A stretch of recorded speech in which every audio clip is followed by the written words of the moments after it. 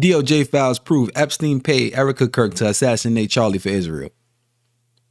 Okay, let's entertain this. A bombshell forensic probe just exploded the Charlie Kirk assassination wide open, nailing the precise wire transfer that bankrolled the Provo hit squad. We're exposing Egyptian jets on the tarmac, rental cars for the ops team, and the shady third-party security swap just 48 hours before they took him out. And the smoking gun? The wire transfer was sent by the exact same Deutsche banknote that Epstein, Les Wexner and other co-conspirators used to pay professional fees for decades. Strap yourself in. We're about to peel back the layers of the global power structure that the mainstream media and almost the entire independent media are too terrified to touch. If they're going to say that they just used the same bank, then that's not going to be good enough. The truth is, Charlie knew that Epstein was still alive and blackmailing politicians in the United States. And when he suspected his own wife was involved and ordered the internal audit, his days were numbered. Before we dive in, subscribe to the channel if you haven't already, and join the People's Voice Locals community to join our incredible community, support the channel, and gain access to exclusive and uncensored content. We're diving into something that's not just a rabbit hole, it's a bottomless pit straight to the heart of the beast. If you've been following our reporting, you know about the role played by Erika Kirk and Turning Point USA in Charlie's death. This wasn't about politics, this was about money.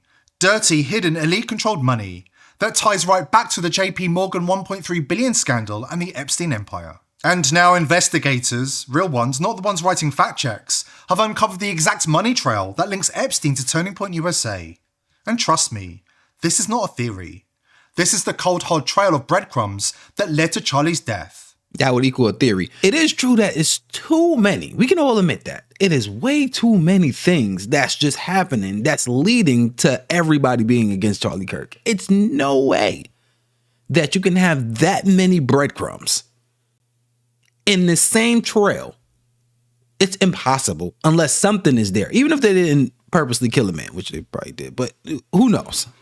Something is there. Let's connect the dots step by step and expose how Epstein and Erika Kirk silenced Charlie on behalf of Israel. In late August, Charlie issued an internal memo. He was kicking off an audit of two for-profit companies tied to Turning Point USA, GSM Strategy and Lion Rock Ventures. These aren't your run-of-the-mill businesses. These are black box LLCs, the kind where millions vanish into consulting fees without a trace. Charlie wanted to dig deep, find the ultimate beneficial owners, or UBOs as the insiders call them. Who really owns these shells? Where was the money really coming from and going? William Cody Bass has the details. On September 2nd, 2025, Charlie Kirk signed his own death warrant. His internal efficiency memo launched a forensic audit of Turning Point's for-profit black boxes. He was looking for unverified vendor payouts. Keep in mind he found a monster. Keep in mind, that was 8 days before he got hit. So like a little over a week. Let's just call it a week before he got hit that he did this. Both entities share the exact same infrastructure of silence. In Delaware, registered agents, CSC or Corporation Service Company, and NRAI, the same administrative shield used by Jeffrey Epstein and Leslie Wexner to hide a $1.3 billion international ledger.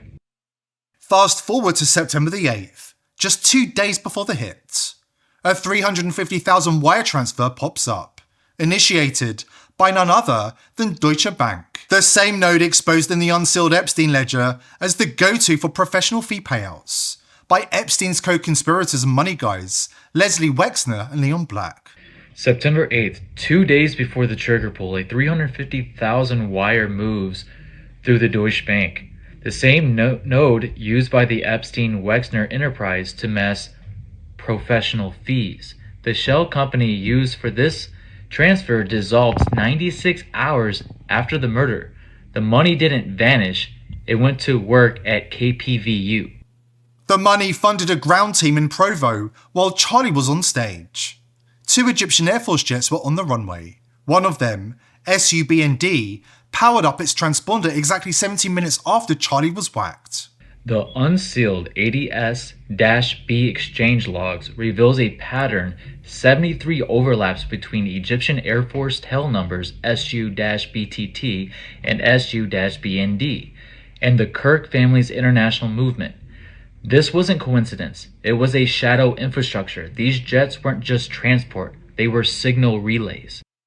Now, here's where it becomes impossible to deny. The rental cars used by that Egyptian team billed directly to the same Epstein-linked Delaware companies that Charlie was auditing. They did it.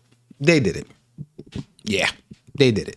There's no way you can have that much things in a line. And what's even more weird is just coming to my head. I don't know if y'all caught it. This Delaware connection. That Delaware connection is also, I believe that Candace Owens is getting sued. And they went down the Delaware rabbit hole when it comes to the Egyptian planes and the French government. It's getting extremely weird that it's like, it's only registered agents is in Delaware. So it seems like everybody's using this Delaware connection. And I would assume if you have a big enterprise, let's say if you just, filthy rich and you doing some blackmail stuff and you going through the same person, Epstein has to have certain connections. That don't mean he can just go anywhere and do anything. That means he know people in a certain area. And if you want something, I know a guy. That guy is someplace. And this place is probably Delaware. And if we do our business in Delaware, I can get things to go through. If we go there anywhere else, then I can't do it. And I think that's the reason why the French president sued Candace Owens in, I believe it was Delaware. Yeah, in Delaware. I want to fact check that though. Yeah, but they sued her elsewhere, and wherever they sued her at, that place, because they could have sued her where she lived, they chose not to. They're in a whole nother country. Why would you sue her across the United States in a specific place instead of where she lives? And you're out the country. That's weird. And it seems like they're all using the same exact thing. And that's like a tail signal that one person knows somebody, and that somebody in that state or that region is the person that's controlling everything. But wait, it gets darker. Flash forward to today, and the big six Epstein co-conspirators have been named on the floor of Congress. The media's playing dumb, saying, who are these guys? But two of them, Salvatore Nuara and Zorab Makladze, are the architects of the security shakeup that doomed Charlie. February 10th, 2026.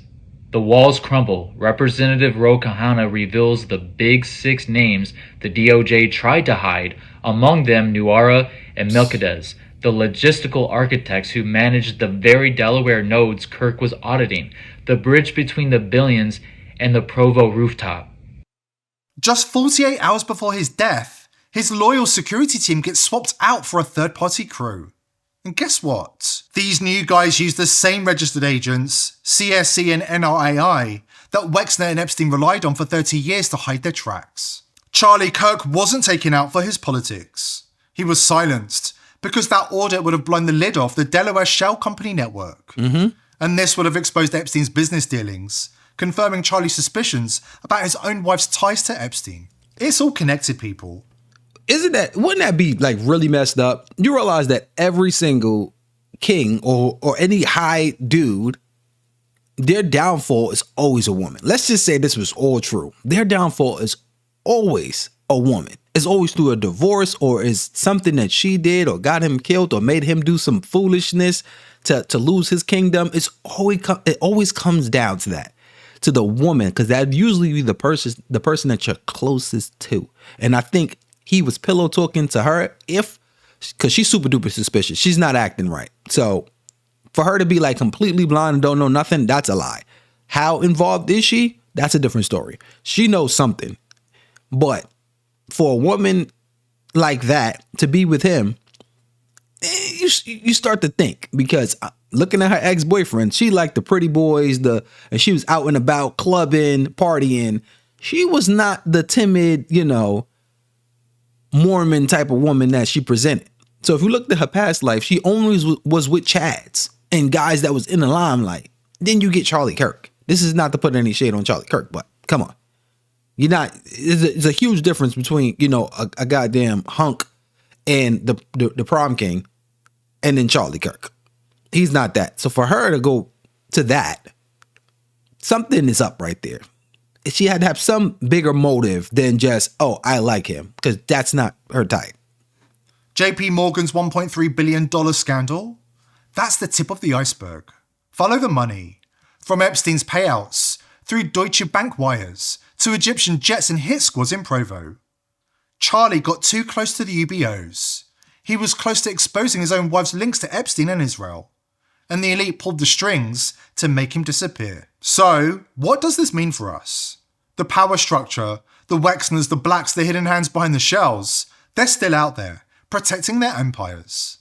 If Charlie's audit had gone through, we'd be looking at the biggest exposure since Watergate. But they stopped it cold. Because their secrets in their closets are enough to bring down entire governments, end royal families, and collapse the system in more countries across the world than you can count. And the biggest secret that they are determined to keep hidden is not even that Epstein was funding Turning Point USA to infiltrate America. It's that Epstein is still alive and still pulling the strings, blackmailing politicians, and controlling Erika Kirk like a puppet. To be honest, to end Epstein, if he is a part of that circle, to end the guy would kind of be stupid, right? Because he knows too much, but he's willing to do too much. He's too valuable to these people. Epstein is not a person that's going to blow the lid off and say, hey, I'm telling on everybody, because it would be no benefit to him to do that. What's the benefit to him to say, I know a whole bunch of things when you're the person that's orchestrating the whole bunch of things? So that doesn't make sense. He's more of an asset. He will be better alive than dead for the type of ties that he has and the blackmailing that he can do. So he would be way better, because you can't just recreate somebody like him. So it's not like he just disappeared off the earth, because he would have to be replaced by somebody, because the same things are going on. So I firmly believe, they said that he is still alive. I will believe that, because we have nobody. If you look at the picture that happened after he got so-called, when they transported him to the hospital, they had a whole photo op thing. The person that ironically took the pictures, I think it was the New York Times, I could be wrong on that one, but the person that ironically took the picture knew exactly who was going to be at. It was like real early in the morning. It was like orchestrated in a certain way for that one person to be able to control the scene and get that picture and all this other weird shit. I don't believe that this man is dead. I think he is too much of an asset to the pedos and all the other people at the top. So they will hide him. Look how much they protected him now. They protecting this man so much right now when he's supposedly gone. Imagine if he was alive. They're going to protect him to the core. So I believe this guy could 100% be alive, because we have no actual evidence that he's gone. But the fact that the liars, the people that's been lying, the people that's covering up everything, saying he is. Sure.